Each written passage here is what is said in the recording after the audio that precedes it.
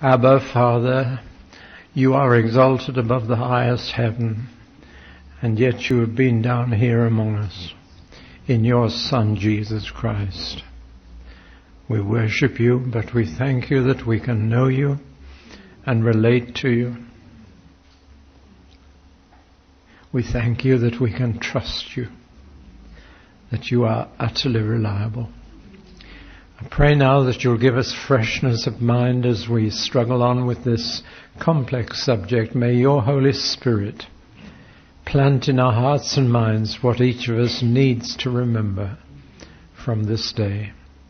And whatever the cost or consequence, may we remain faithful to you, the only true God, through Jesus Christ our Lord. Amen. We're looking at the arguments for not using Allah when we talk about God of the Bible, even when we're talking to Muslims. We're looking at the same four arguments that have been used as the case for using Allah. But we're also seeing that the same arguments can be used the other way too.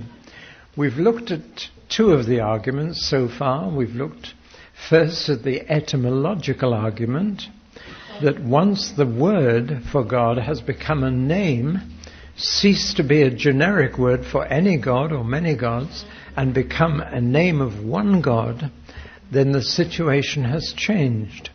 And Allah is not just the Arabic word for God. It is now the name of the Muslim God. Of course, that led us to the second argument, the theological, the argument that there is so much in common between the two gods that we can use the same name. I've been showing you that that similarity is quite superficial, and that there are some profound differences between the two gods, very big differences that question whether we should use the name for both. We've seen how Islam, in a sense, speaks with a forked tongue, as they say, by claiming to be the fulfillment of the God of Abraham and Moses and Elijah and Jesus, and yet at the same time undermines that claim by questioning the biblical record. Let's just take this a little further. When we encounter Islam, we are encountering a non-Christian religion, a post-Christian religion, and an anti-Christian religion. The only world religion that has built into it a denial of the basic Christian truths and faith.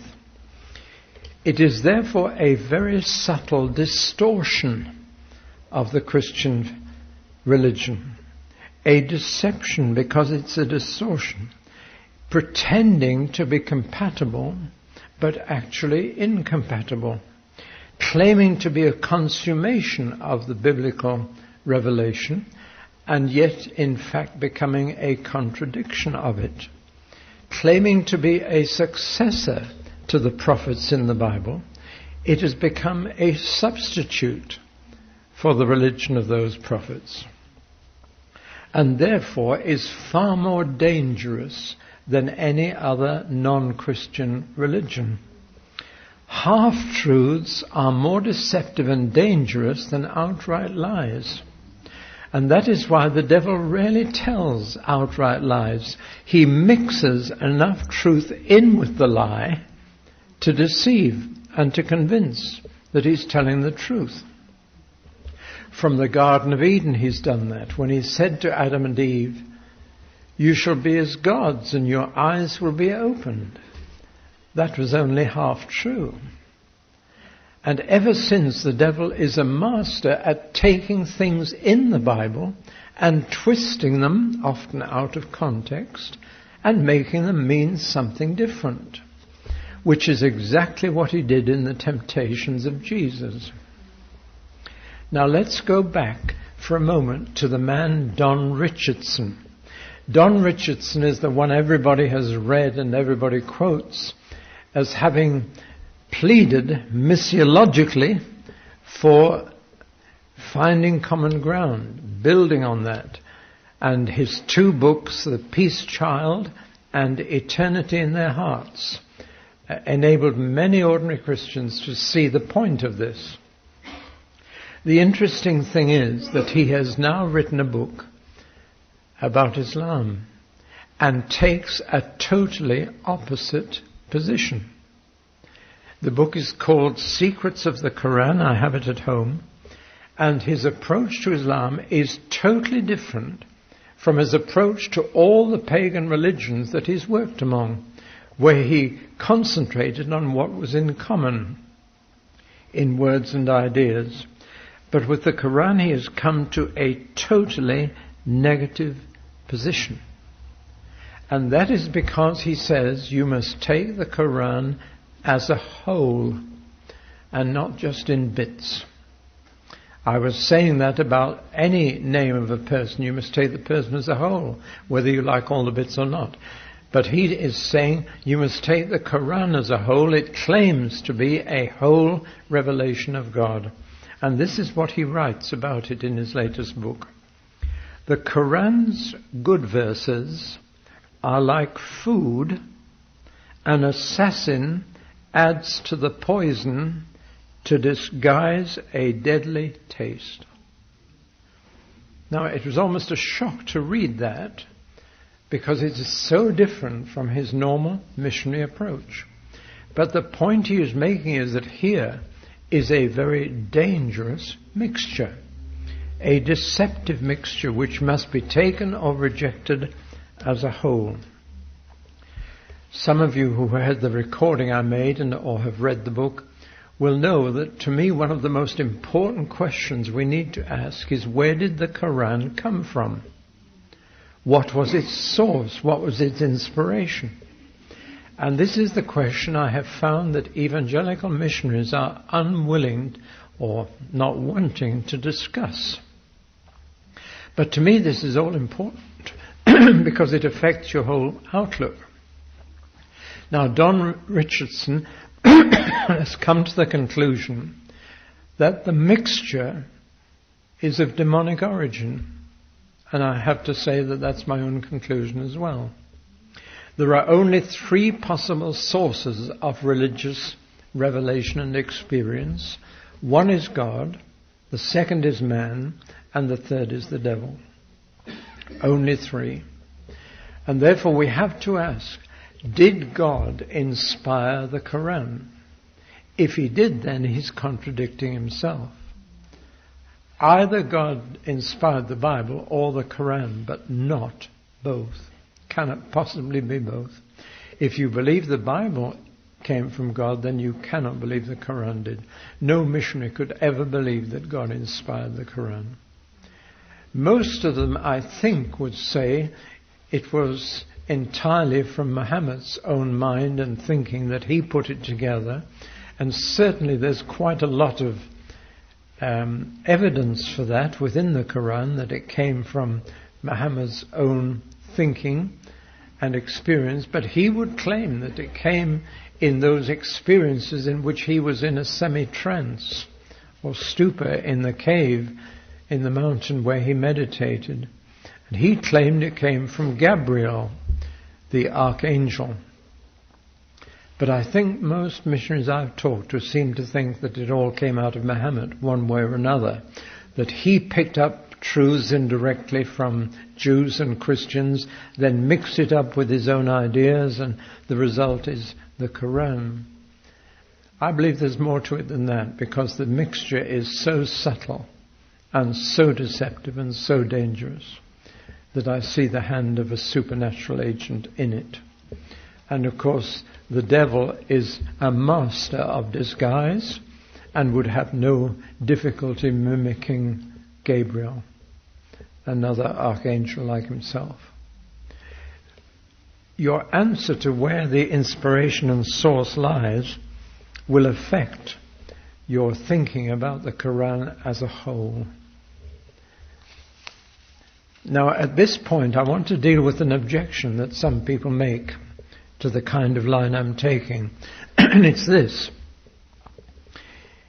If you are against the Quran of a monotheistic religion like Islam, Why are you not against Judaism, which is also monotheistic and believes in only one person called God? Why don't you dismiss their scriptures as well as the Quran? Well, there is a radical difference between the God of Islam and the God of Judaism, the God of the Quran and the God of the Old Testament. Our Bible makes it very clear that the God of Israel and the Father of Jesus are one and the same God. That you cannot say of the God of the Quran. The Old Testament and the New are both His revelation, inspired by Him. The Jewish and Christian concepts of God are at no point contradictory. They are complementary. The revelation of God through the Jews may be inadequate, but it's not incorrect. And therefore their scriptures are in our Bible.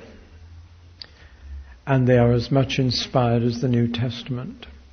There are Christians who don't read the Old Testament. There are Christians who say you don't need to, that we've got the New Testament that tells us about Jesus and the Holy Spirit.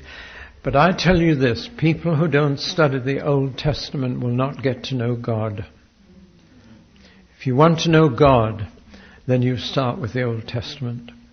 That's what God Himself started with. He told people about Himself as God before He revealed the other two persons of the Trinity to us.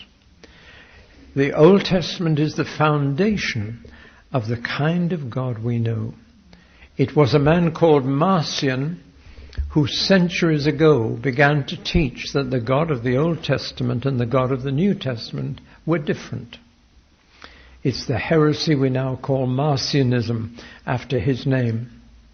But it's astonishing how many people, even people in church, have got the idea that the God of the Old Testament was quite different, that He was a warmonger, that He was a cruel God, that He was a harsh God, a judgmental God, and that Jesus came to show us a different picture of God altogether. The best-selling author, Christian author today, whose books are selling by the million worldwide, I was invited to write a foreword to his latest book. And when I read it, I could not lend my name anywhere near.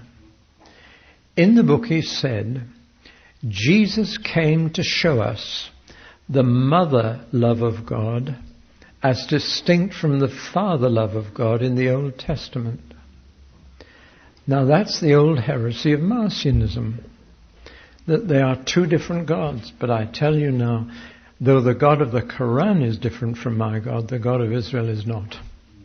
He is one and the same. Everything said about God in the Old Testament is true, and what is said in the New Testament adds to that, complements it, but never contradicts it. That is why Jesus commended the scriptures, which were for Him were the Old Testament, He had no others. He commended them to His followers. He said, if you want to know about me, read them, for they bear witness to me. And it's a great discovery when a Christian realizes that the entire Old Testament is about Jesus as well. Jews are blind to that, yes, but it's there in their scriptures. I was invited once to preach a series of 5 talks in Lent, which I don't observe actually, but the Anglicans often invite an alien preacher for Lent. And so I was invited to give 5 talks in Lent in the Church of England. And the vicar said, I'd like you to talk about the cross to prepare us for Easter. And I said, that's fine, I'll do that. He said, could you give me 5 titles? He said, think about it. I said, I can tell you them right away. He said, what are they? I said, Genesis, Exodus, Leviticus, Numbers, and Deuteronomy. And he said, no, I want you to talk about the cross. I said, I'm going to. But he said, I said, I'll talk about the cross in Genesis, the cross in Exodus, the cross in Leviticus, the cross in Numbers, the cross in Deuteronomy. He said, what are you going to talk about? I said, I'll talk about a father offering his beloved son, Abraham and Isaac, and how God stopped him at the crucial moment and gave him a ram with its head caught in thorns as a substitute, on the very mountain where centuries later another lamb was with his head in the thorns. Exodus, Passover lamb, whose blood was shed and the angel of death passed over. And in New Testament, Christ is our Passover. Leviticus, the scapegoat in chapter 16.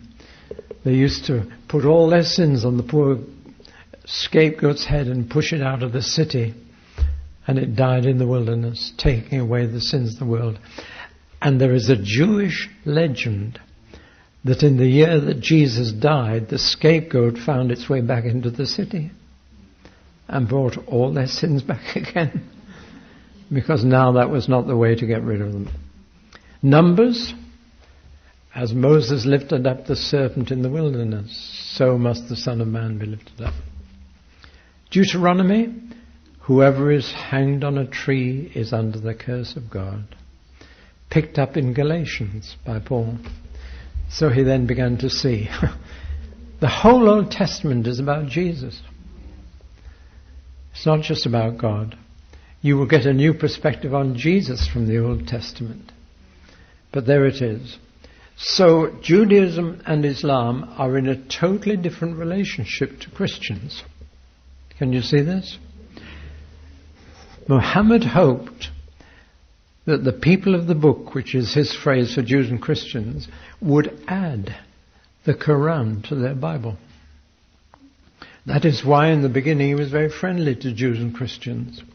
Why he called himself both a prophet and an apostle, hoping that the Jews would accept him as a prophet and the Christians as an apostle. When they didn't, when they said, no, our scriptures are God's last word, they're not to be added to, he turned right against them. And towards the end of his revelation said, Jews and Christians are infidels heading for hell. So when people say, why are you against Islam as a monotheistic religion but not against Judaism as a monotheist? For the simple reason that the God of Judaism is our God, but the God of Islam is not.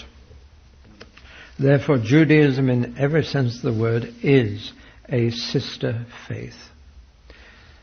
And therefore, Judaism is a stepping stone to the true God, but I believe Islam is a stumbling block.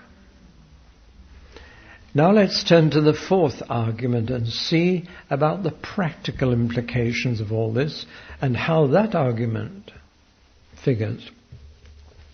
And the practical argument was that from the past, that the past has fixed this practice of calling the God of the Bible Allah, and we're not going to change it now, that it's too widespread, too deeply in the habits of thought and word to change.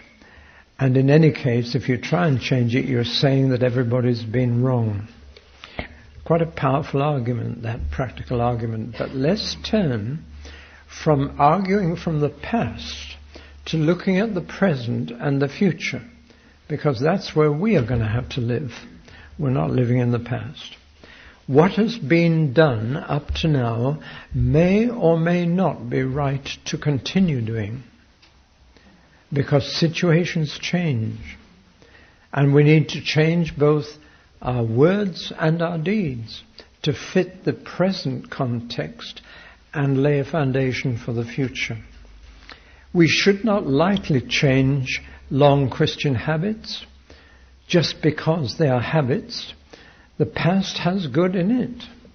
And I'm afraid we live in a world where change is for change's sake. And the one thing that is certain not to change is that it will change. So have the circumstances in the Western world changed so significantly that we have to rethink this habit of calling the God of the Bible Allah. And I want to say that I believe they have. And that as we enter the 21st century, we are entering a new situation that makes that practice questionable. Let's look at one or two of the factors. The first factor is an increased mobility of population. People are immigrating, emigrating, moving around the world in increasing numbers, so that, especially in urban areas, most cities are now multicultural and multi-religious. The big factor of pluralism is part of our experience today. 40 years ago, if a Gallup poll had been held, as the recent one was, and the British people were asked, do you believe in God? When they said yes, which was 3/4 of the population, everybody assumed they meant the Christian God. No longer does that apply. If you say, do you believe in God, to the British people of today, as a Gallup poll recently did, 2/3 of them said yes. But that is, in a sense, irrelevant information unless you ask a second question, which God do you believe in? Or even, what kind of God do you believe in? Because now there are many different gods in England. And whereas 40 years ago you could assume that when anybody said God, they meant the Christian Jewish one, now you can't take that for granted at all. Furthermore, missionary work of the last 200 years had a certain connotation which the very word missionary pointed to. The word missionary comes from the Latin verb mittere, which means to send. And that in turn came from a Greek word in the New Testament, the verb apostolo, from which we get our word apostle, which means to be sent. An apostle is a sent one. A missionary is a sent one. It's the same word as missile. A missionary was an intercontinental ballistic missile. They were sent from one country to another country. From a country where the main god was Christian to a country where the main god was someone else. That was the whole concept of being a missionary. You had to leave a Christian country and go to a pagan country and take the gospel with you. That concept of missionary work is now so irrelevant that the word missionary now is being deliberately dropped. The All Nations Missionary College, which I used to lecture at regularly and will be lecturing at next year, is now called the All Nations College. The Evangelical Missionary Alliance is now called Global Connections. All these bodies have realized we are now in a totally different situation. You don't send people from a Christian country to a pagan country with the gospel. They're on your doorstep. It's almost a two-way thing now. Sent to Muslims, you hardly need to be sent. They're living in your backyard, the next door. And so the very word missionary is deliberately being dropped today because of a totally changed situation. It's an out-of-date word. The very idea of sending from A to B is now irrelevant, because now those pagan religions that were over there in another country are coming here. And missionary work is now in every different possible direction. You can be a mission to Muslims here or there or somewhere else, or to Hindus or to Buddhists. They're all around us now. It's no longer this concept of overseas to be a missionary. Do you follow me? Now, all this is due to a mobility of population and the fact that Islam is now invading here. That's a totally different situation. When I was born, there was, I'm not even sure there was, one mosque in the whole of Britain. and it was just outside Woking, and you can see it from the train as you come from Woking to London on the right-hand side. And it was put up by an Englishman. Now there are 3,000 mosques. Then there were no more than a few hundred Muslims. Now there are over 2 million. And they're pouring in both legally and illegally. And their birth rate is far above ours. The whole situation is changing. Religions are now intermingling in every urban centre in the world. So the whole concept of taking the gospel somewhere else is almost obsolete. Well, now that's one of the factors that I believe puts us in a very different situation. We are now in a multi-faith, multi-religion, multicultural society. Unless you live in a few suburbs or rural areas. This is now life. The second factor is the spread of relativism, which I've mentioned in the book and on the recording. Relativism says all religions have some truth in them. All religions lead to the same goal. All are different ways of reaching God. None of them can claim to be the way. All a religion ought to claim is we are a way to God. We are a life to live. We are a truth. But to say the way, the truth, and the life is profoundly offensive.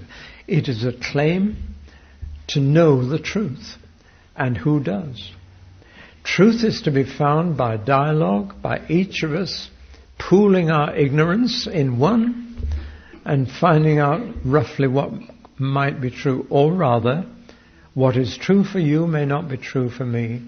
What is true for a Muslim will not be true for a Christian. What is true for a Christian will not be true for a Muslim. Of course, this relativism kills all missionary endeavor. What is the point of taking your faith to anyone else? If theirs is as good as yours and as likely to reach God as yours, what is the point? And indeed it is considered bigotry to claim that you have more truth than anyone else. It's this relativism that lies behind the vilification of religion legislation that is now part of our legal code. Relativism says nobody has a right to tell anybody else what is true for them, only what is true for yourself. Now, Christianity makes an exclusive claim. Jesus is the way, the truth, the life. No one comes to the Father but by him. In no other name is there salvation. And that is now regarded as bigotry. Fundamentalism will be the label that is often used and is regarded as an offense to modern society. Now, it is within that relativism that the pressure comes on all religious people to recognize other religions as equally valid and equally true. And this already is leading to joint acts of worship and prayer in which Muslims, Hindus, Buddhists, Christians, all, and Jews can all join together, which the media are already calling the faith community, and which Prince Charles is already advocating regularly. Now that's the situation we found ourselves in the 21st century, and it's a new situation.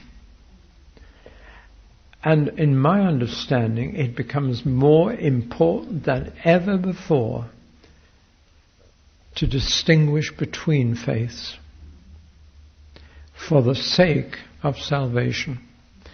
Because if you cut out of Christianity what makes it different from other religions, you cut out any hope of salvation. You cut out any gospel. It is the very exclusive nature of Christianity that makes it an inclusive religion. If it is the truth, then it must be for everybody. If it's a way to God, then it's only for those who choose that way. But if it's the way to God, then everybody not only has a right to hear about it, but we have a duty to tell them. So the crisis among Christians is, what do we really believe about religion? And what do we really believe about our religion? Or are we going to go along with the relativism and therefore the syncretism of our day, in which the world wants us to join together with every other religion? And many Christians are now falling for this emphasis on what we have in common with other religions. And of course, way above all the religions in England, way above them all, Islam and Christianity are by far the two biggest, and therefore the two main competitors. And the pressure from outside, from the world, is for the two to get together and become one. I have here a report of a dialogue between two Christian leaders and two Muslim leaders, held to determine how close the two religions were together. One was a Catholic, one was a Protestant on the Christian side. We must first establish the similarities. And they began to do this. The upshot of this whole thing, you can come and look at it afterwards, is that the Christians gave away the most distinctive things about Christianity. The need for an atoning death, they gave away. And so it goes on. Person of Christ, they were constantly giving away and saying, this isn't really essential to Christianity. And you're left with a Christianity that is simply being kind to everybody. Well, they've sold the gospel. Well, this is happening everywhere. Somebody was in this morning with us who's had to go back to a well-known college not far from here because he has lectures or some other commitment. And he wrote a little note to me that he goes back to a situation where in that college there is a society of Muslims 50 strong and a Christian union of 5 weak, not 5 strong, and that he is the only English Christian. And I tell you could multiply that situation nationwide. It is in this situation that syncretism and relativism have to be resisted by the true Christian. And that involves highlighting what we don't have in common with other religions. Now, in addition to all that, the big factor is the resurgence of Islam worldwide. Now the second largest and fastest growing religion in the world. And by 2050, on present trends, half the population of the world will be Muslim. It is growing 4 times faster than Christianity at this moment. Christianity is growing, and growing very fast in some parts of the world, but Islam is growing 4 times faster. And so here we are confronted in England now with 2 major religions. There's a program on the BBC called Sunday. I don't know if you listen on Sunday morning. Very informative, very worth listening to. But time and again I've said to my wife every Sunday morning after we've listened to it, did you notice that half the time was given to Islam and half to Christian? It began as a Christian news program. It is now 50% Muslim. And in fact, I can anticipate a day when it's moved from Sunday morning to Friday morning, and it's called Friday. The 4th channel, Channel 4 on your television, had so many programs on it recently in the last 12 months about Islam that journalists began to call it the voice of Islam. Now a new controller of Channel 4 has been appointed, and he is a Muslim. So one of our 4 channels now is in the hands of a Muslim controller. Now I'm just throwing all this out. The resurgence of Islam Whereas Islam was a relatively passive religion 100 years ago, and we could send missionaries from this country into a non-growing other religion country. Now we are faced with a totally different situation when Islam is the biggest challenge to Christianity, even in the Western world, throughout Europe and now in North America. That changes the situation and forces us to face a choice. Are we going to link up as sister faiths in a faith community? If we do, the cost will be that we lose the gospel. I'm sorry, but I'll spell that out in a moment. That will be the cost. And therefore, we will cease to be a saving religion and simply a practicing one. So why the resurgence? Well, there are a number of reasons why Islam is so now much more confident. And believe me, one of the reactions to my recorded message was the confidence that Muslims had in response, that what I predicted is going to happen. One of them, as you know, said, when asked about David Pawson's prediction, a leading Muslim in this country said, well, it won't happen for at least 5 and possibly 10 years. Isn't that comforting? I hope you feel reassured. But he simply took it for granted that Britain will be Muslim. And that's it. Now, what has given them this confidence? One is the end of European colonialism of the Middle East. Because the Middle East was parceled out between European powers, Britain, France, and so on. And they were colonies. World War I began to give them political independence and autonomy in the Middle East, the heartland of Islam. And now nationalism has risen very powerfully in the Middle East, Arab nationalism, Muslim nationalism. The other thing, of course, has been money. Black gold underneath the Arabian deserts. Oil has provided petrodollars that now gives them power worldwide. Most of the mosques you see in Britain have been built with Arab money. Their money is pouring into universities to build Islamic centers in every place of education. And it's all being financed by oil revenue. So given the political independence and the financial power, you begin to understand why they are on a surge of confident expansion everywhere. Now that's a new factor. From the days when the first missionaries were sent to Muslim countries, now we are facing a resurgent, competitive, challenging religion that is bursting at the seams. But there are other practical factors. In fact, I'm going to add a 5th argument on this side. You remember I said 4 arguments for using Allah: etymological, theological, missiological and practical. I've been through the same 4 arguments, but seen them in a different light. I want now to add a 5th argument, and it is the eschatological argument. There's another confusing word for you. I think most of you may be familiar with it. It means the study of the end times, or the study of the last days. The Greek word eschaton means end.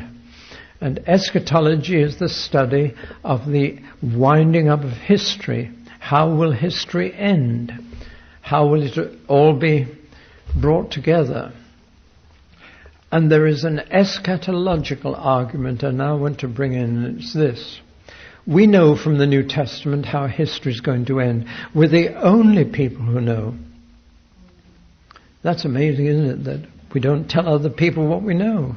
But we're the only people in the world who know how it's all going to finish up. And as part of that end time, there is going to be a time of big trouble or great tribulation. It will be brief. God will keep it brief or no one will survive, but we're heading for big trouble. Furthermore, as part of that big trouble, there will be an unholy trinity controlling our world. Instead of Father, Son, and Holy Spirit, there will be the devil, the Antichrist, and the false prophet. An unholy trinity matching exactly the Holy Trinity, but a hellish substitute for it. And the devil will have two human beings who are his puppets, who will be the final controllers of history before Jesus gets back. There is the Antichrist, who, by the way, does not mean against Christ. Anti means instead of. And he will offer peace and security to a world torn apart. And he will produce it for them. As Hitler brought many good things in his first years, dealt with unemployment and inflation, built the Autobahn, the motorways, did a lot of good things, as did Nero. But it seems that these dictators get corrupted by their own power and finish up doing terrible things to people. Antichrist in his first few years will bring peace and security to the Middle East and to the whole world. The world will become one political system, one world government. But alongside that, the false prophet will also bring one world religion. And I believe the New Testament teaches us clearly that we are heading towards a one world religion. And there will be two groups of people who will not be caught up in it, provided they remain faithful to their God, Jews and Christians.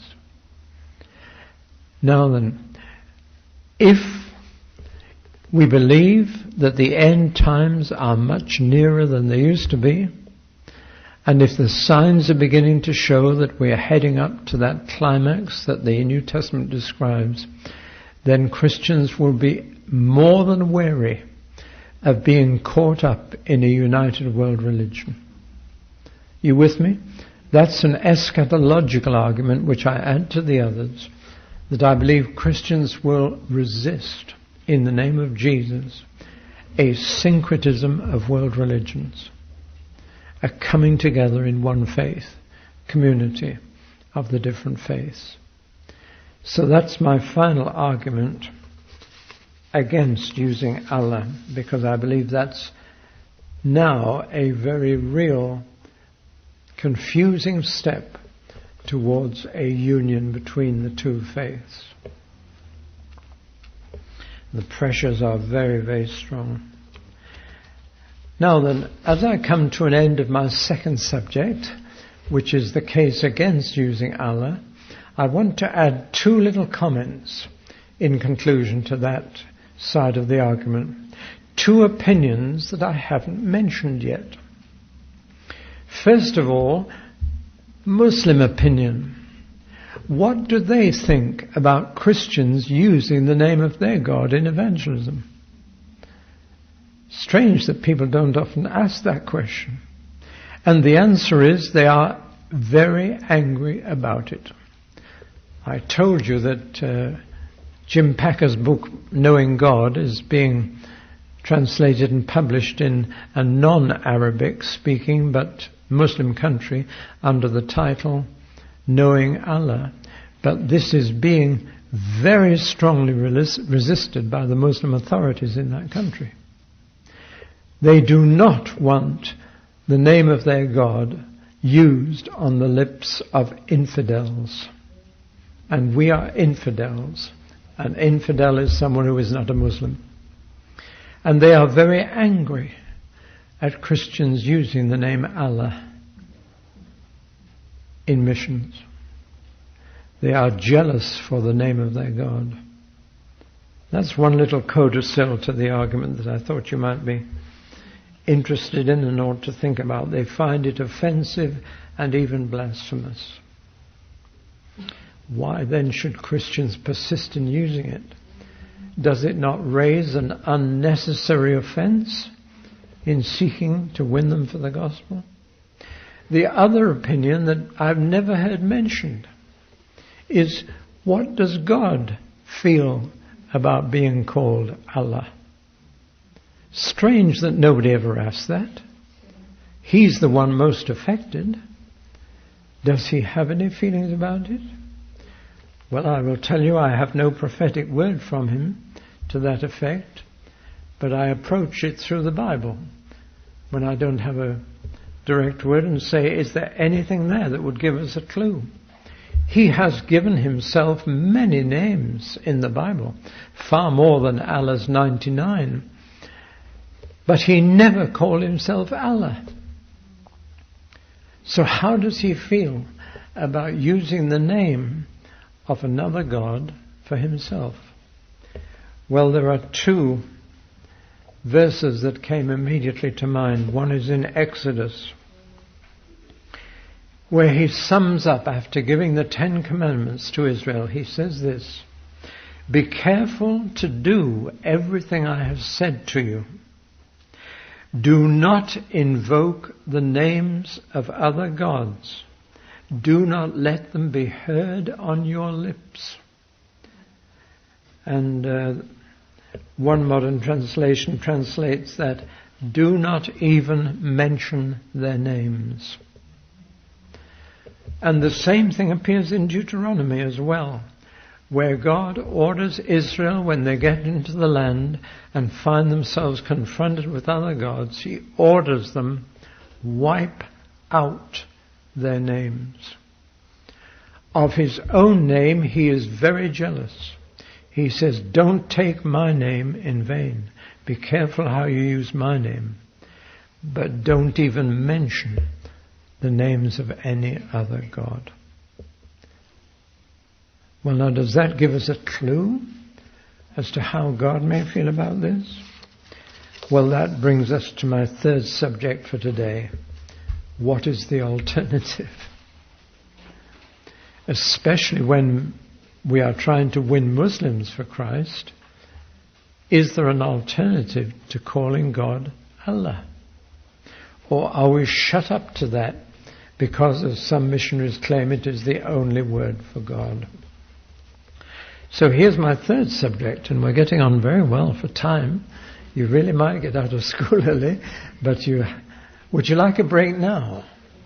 Because you've been doing some hard thinking. One or two heads nodding. Would you like a leg stretch anyway? Yes, all right, let's just stand up and move around and sit down again. And then we'll start on the third and final subject.